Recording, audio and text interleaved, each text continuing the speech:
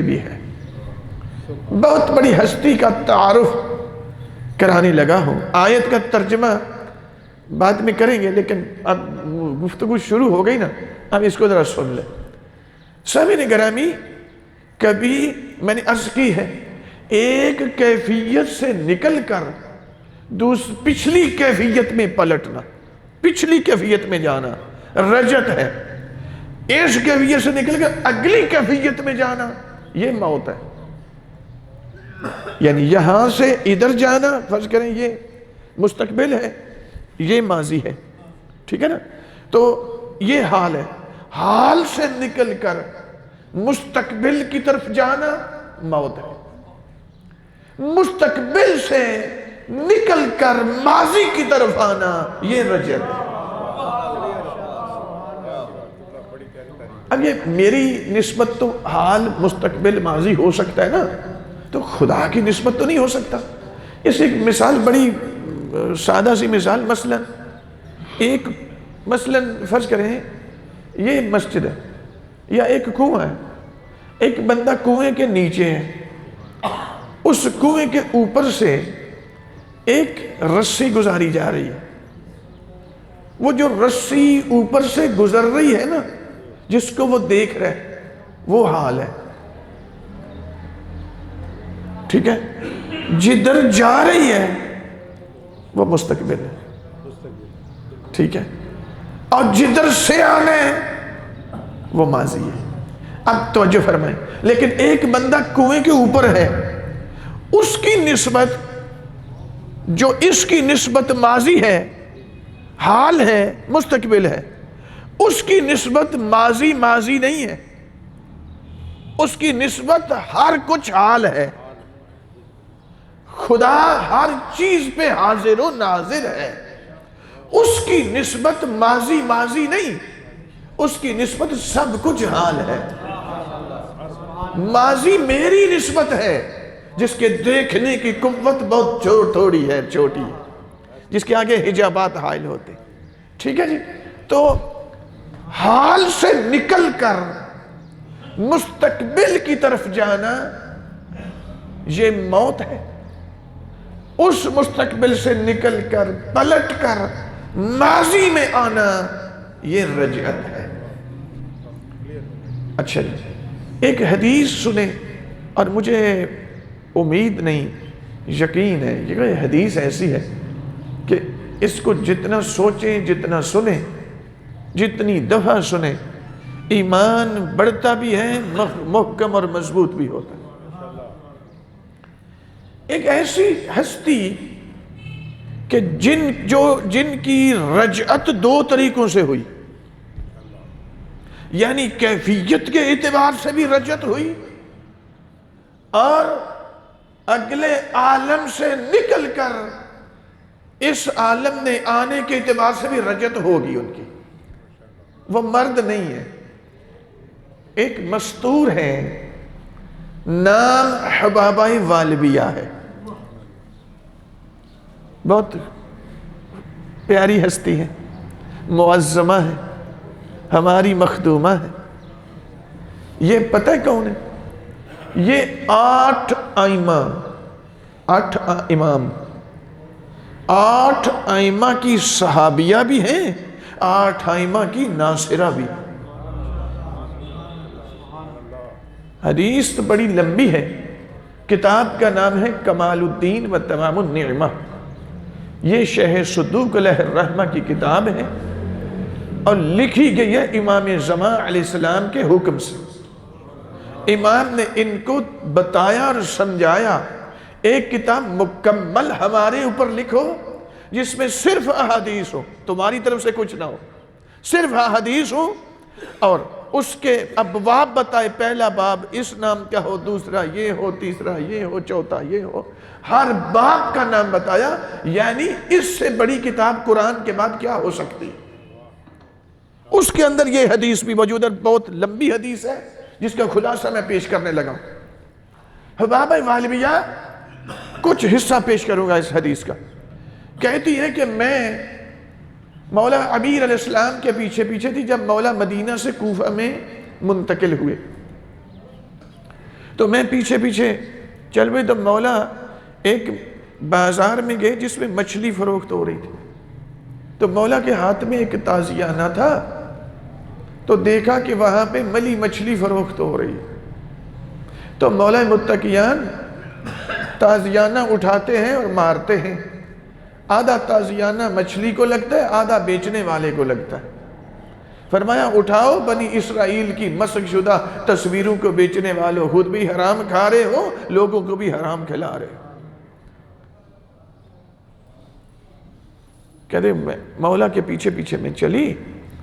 اس کے بعد مولا جب واپس آئے تو ایک انداز تھا مولا کا کہ جب کبھی سوالوں کے جواب دینے کا ہوتا تھا نا موڈ، تو مولا ایک خاص جگہ پہ تشریف رکھتے تھے، وہاں پہ تشریف رکھی مولا متقیان نے، اور ہم کچھ لوگوں کے ساتھ میں بھی بیٹھ گئی، تو مولا نے فرمایا سلونی قبل ان تفقدونی، پوچھو کرو سوال مجھ سے جو تمہارے دل میں آئے، جو تم چاہتے ہو پوچھ لو، میں زمین کے رستوں سے آسمان کے رستے بہتر جانتا ہوں۔ تو لوگوں نے بدبختی یہ تھی، کم ظرف لوگ تھے، کسی نے کہا میری پاگ کے پیچ کتنے ہیں، کسی نے پوچھا میری داڑھی کے بال کتنے ہیں، فرمایا بتا تو دوں گا کتنے ہیں، صرف بال ہی نہیں، پر تو گن نہیں سکے گا۔ بتا سکتا ہوں، صرف بال ہی نہیں، میں یہ بھی بتا سکتا ہوں کہ تیری داڑھی کے ہر بال پہ ایک شیطان بیٹھا ہوا اور وہ کرتے کیا ہے؟ شیطان تجھ پہ درود نہیں پڑھتے، شیطان نو کیڑی لوڑے درود پڑھتے، وہ ہمہ وقت تجھ پہ لعنت کر رہے ہوتے ہیں، یعنی شیطان بھی جدے تے لعنت کرے، وہ دیکھو بندہ کیڑا کمال ہے۔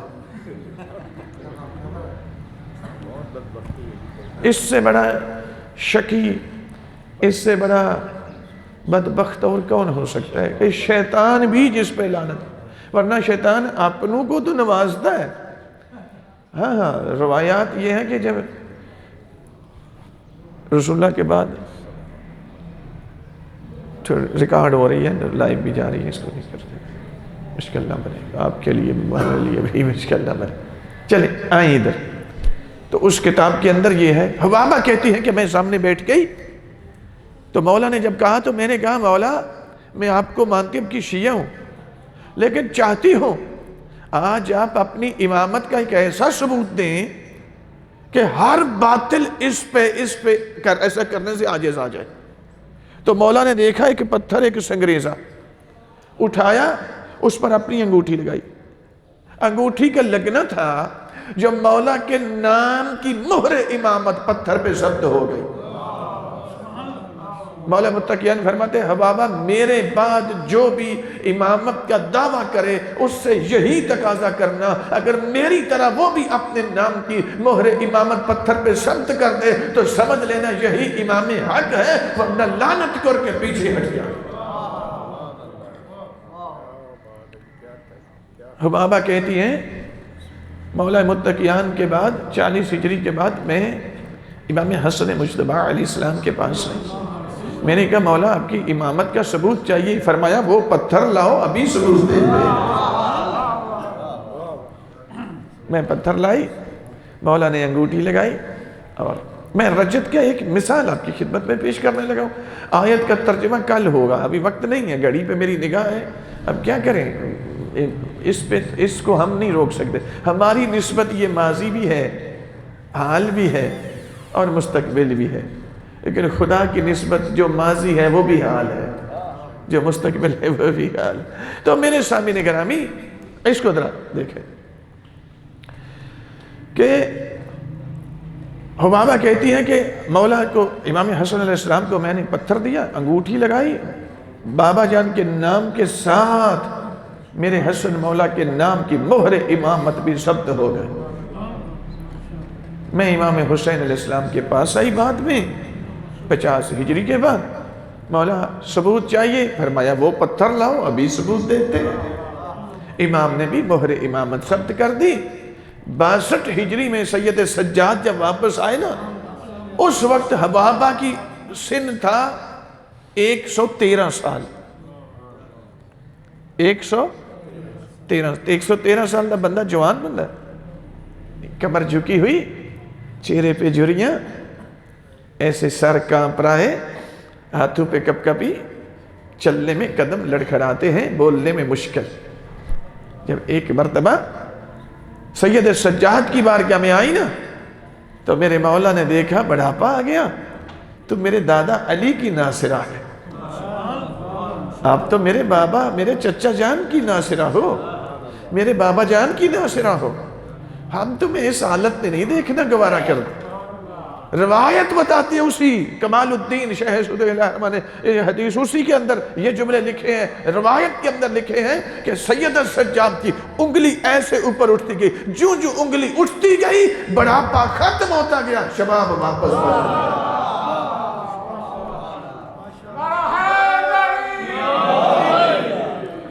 توجہ ہے جی؟ رجعت کی تعریف میں نے ابھی تھوڑی دیر پہلے بتائی، ایک حالت سے، موجودہ حالت سے نکل کر پچھلی حالت کی جانب پلٹ جانا، اسے رجعت کہتے ہیں۔ چاہے حالت سے نکل کر دوسری حالت میں جائیں تو بھی رجعت ہے، چاہے عالم برزخ سے نکل کر اس عالم میں منتقل ہو جائیں تو بھی رجعت ہے۔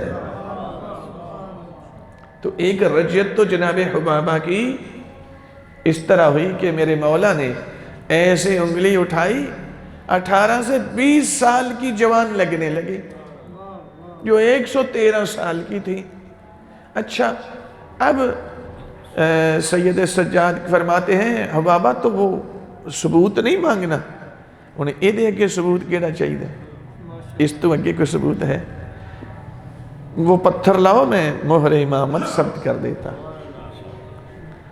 روایت بتا رہے امام نبی مہرے، اس کے بعد 5ویں مولا، 6 مولا، 7ویں مولا 183 ہجری میں شہید ہوئے۔ 62 ہجری میں کتنے سال کی تھی؟